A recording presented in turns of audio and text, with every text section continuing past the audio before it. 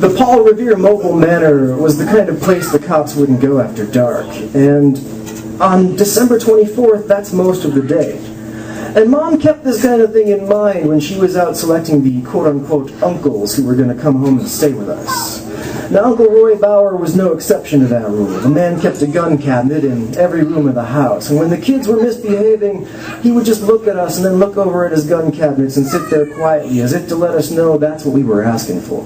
But as Christmas loomed nearer and nearer, he didn't look at the gun cabinets anymore. He just looked to the ceiling, as if to say, you know, trailers have no chimneys. And it's going to be hard enough for Santa to get here as it is. If you're naughty, he might just consider this too much effort and pass us by. And as if that wasn't enough, he had other deterrents keeping him from coming to our trailer. For instance, the Christmas treats we left out for him. Now, Mom made her cookies the way Cajuns make catfish, blackened. They were like these little miniature hockey pucks, but less chewy.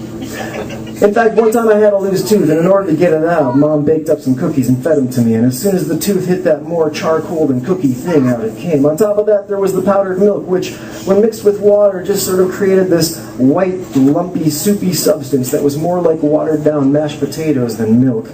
So Santa had those two things deterring him from coming to the trailer. No chimney, really bad food he was going to have to eat, and on top of that, I didn't know if I'd been nice enough. And these sort of things kept me awake all night as I lied in bed, staring up at that darkened ceiling and waiting to see if he would show. Now, about 3 a.m., I heard the screen door open outside, and I knew he'd come. So I jumped out of bed and dashed down the hallway toward the living room to get a good look at him. By the time I got to the living room, he realized the door was locked, and he'd started kicking, trying to work on that deadbolt. And I could see the frame cracking and splintering right around where the deadbolt was, and I knew with just a couple of more kicks I was going to get to see Santa. But Uncle Roy didn't let that happen. He came barreling down the hallway in his flannel pajamas with his 308 in hand, and he blasted a hole in that door big enough to put your fist through. He didn't stop there either. He tore the door open and ran out after him. And as he went, I got just a little glimpse of Santa. And I can tell you, he wasn't jolly, he wasn't plump, he wasn't old. He looked a lot like one of the skinny teenagers who lived down the street from us. And by this point, the entire family was up, and we were all huddling around in the living room, listening to the occasional gunshot breaking through the silent night.